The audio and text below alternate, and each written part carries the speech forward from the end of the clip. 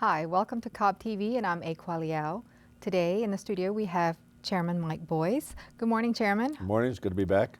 Thank you. It's a day full of wonderful messages. I know that you have a big one that you'd like to send out. Yeah, well, thank you. First of all, I wanted to congratulate Karen Handel on being elected as the Congresswoman for the 6th Congressional District. That's another first. I wasn't aware of this until I heard her acceptance speech last night. She is the first woman to be elected to Congress from Georgia. So my hat's off to a really tough campaign, but it just goes to show you that the voters in Cobb and elsewhere, if you get your message out there, they will come and they'll do their duty. As you know, we had our story last week about Lee and Mortimer.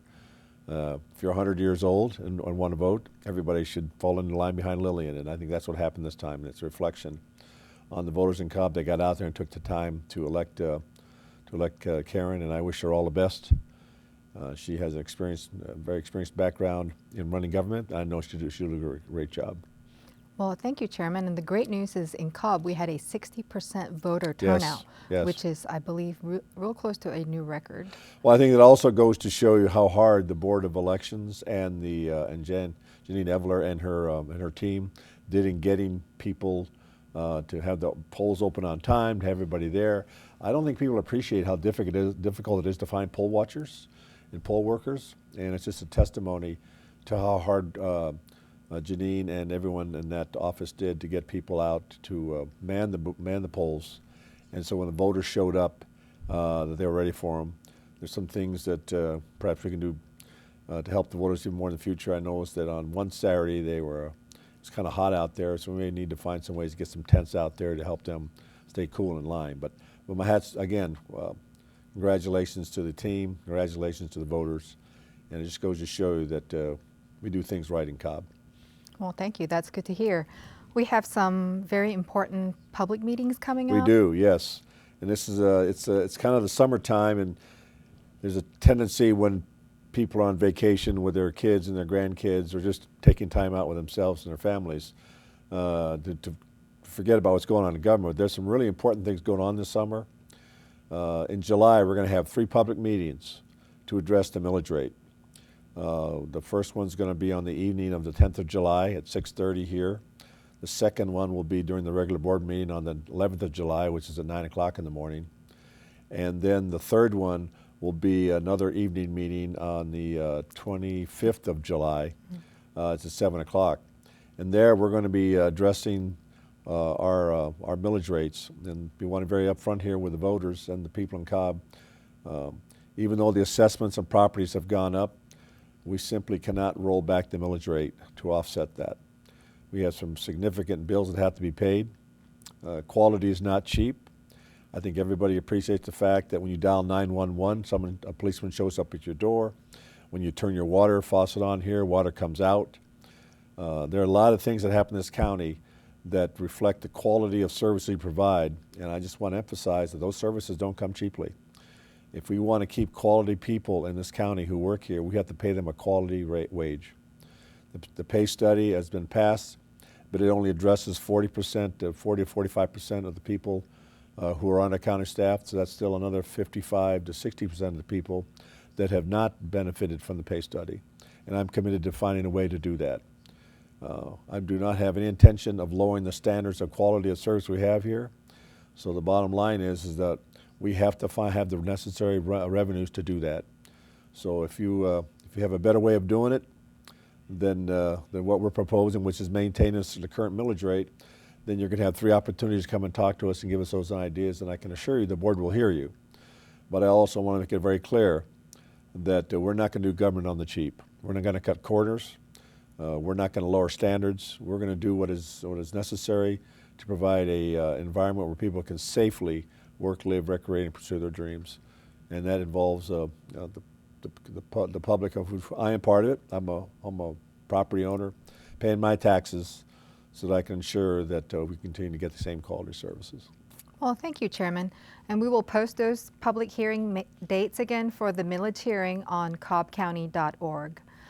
And Chairman, I know that you wanted to tell us a little bit more about some of the homework that you have over Yes. here. Well, as you know, I used to start out these little videos a couple months ago with props, and at the time, this book right here, which is pretty slim, all right, this is the agenda prep book that we discussed this week, was about 3 or 4 times bigger than that. It just goes to show you how much work the board has done to get that those duties and those agenda items behind us, and successfully so.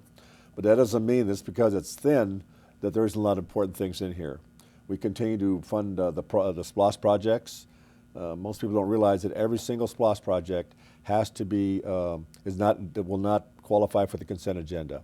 Every single dollar we spend on SPLOST projects in this county is presented at the board hearing so everybody can see how we're spending that money. But there's some other things going on here. We're continuing with our new budget process. So the department's briefing out what their requirements are for 2018 and 19. So we'll hear the water department next Monday afternoon at a work session. We have a number of small contracts in here. Again, don't want to go down here and bore you with the benign details, but these benign details involve a lot of money. And it just goes to show you that the board works very hard. And even those items that are on consent agenda, of which sometimes there's anywhere up to 20, every one of those boards items is talked about at the agenda prep by the commissioners the day before the meeting. So there are a lot of items that initially show up on the first agenda prep book that we pull off because we want to, we think the public should know more about them. For instance, next week we'll hear a presentation from Cobb Works. Even though we're a pass-through agency for federal money and state money for that program, I think it's important for the county people to see what a great job Cobb Works does and the kind of work that they do, so they can see here that we don't just address the big ticket, the big dollar items. We also are concerned about that swath of Cobb County that's trying to get back on its feet and how the county is doing its part to help out that. Yesterday we had a long zoning hearing, about 4 hours, I guess now. A lot of important things going on there. I think the thing that I take away from the zoning hearings is that I personally look at the zoning applications the weekend before we have the zoning hearing. And the reason I wait that long is it's a lot of things, there's a lot of churn that goes on before then. And my time is very valuable. I mean, zoning is just one thing that I do here in the county. So I don't want to spend time reviewing documents and papers, which 2 weeks later are going to change. So that means all that time I spent on that is moot. So I wait until usually the Thursday or Friday before the Tuesday zoning hearing before I look at the book. Friday is the cutoff date when applicants can submit their documents. And then on the Sunday before the zoning, I go over all the zoning applications very, page by page to get a sense of what they're looking like. Why do I do that? That way I'm not lending myself too early in the process to a position that might change over time. And the second thing it does, it keeps me really truly neutral, nonpartisan. I make a point of, on occasion I will hear, I'll have an office visit from a party involved in a application, but I discourage that kind of conversation. I don't think it really achieves much. It gives the appearance that someone's trying to influence me by using my office. So I think the message has gone out that I'm a very impartial member of this board. My job is to run the board meeting, but also try to find get all the documents out there, all the facts out there, so the board can make an informed decision. And it's been interesting, whereas I'll look at something on Sunday, thinking I have a pretty good idea of how the boards are going to vote on it, and then Tuesday prove absolutely wrong. So it's just another reflection that this board really does its homework. Don't take anything for granted. Come out and make your case to the board. You always have a chance. If you don't come up and make your case, then the answer is usually no. And the board really goes to great lengths to make sure everybody that can, address these cases has a chance to do that. So again, a lot of moving pieces in the county. I do kind of want to close with one thing here. I know a lot of people have been very concerned about the $1 million, the $900,000 that we budgeted for public safety for around the Brave Stadium. Well, last Sunday, Commissioner Knott and I took the place of 2 officers to help with traffic around the stadium in an afternoon game, so that these officers could have time with their families.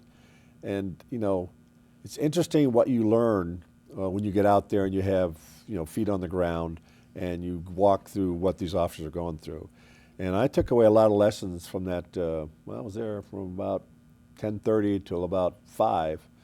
That I think we're going to be able to do this more efficiently without having to bring. We'll be able to still be able to provide the same quality service around the stadium, but I'm not necessarily convinced we have to use police officers to do that. We may be able to find somebody else at a lower pay scale that can do the same job, that produces the same desired event, which is we show the customers around Battery Park and SunTrust Stadium that when you come here, it's going to be a quality event. So a lot of moving pieces. We're doing a lot of things. All the board members are. I've had sit-downs with every one of them in their offices this week. So even though it's summertime, vacation time for just everybody else, I can assure you this board is not taking a vacation. They're working very hard. And we're going to produce great things by the end of the summer. Well, great. Thank you, Chairman. And we appreciate the fact that, even though it's summer, you're not resting. We would like to encourage all residents to go to the Cobb County website. You can find the zoning agendas, the zoning analysis, and you'll also find the dates on when these zoning meetings are. You can also sign up for newsletters that are zoning related. Please stay tuned to all the zoning meetings as well as the Board of Commissioners meeting, and you can also watch them as a video on demand on Cobb TV. Thank you for joining us and have a great week.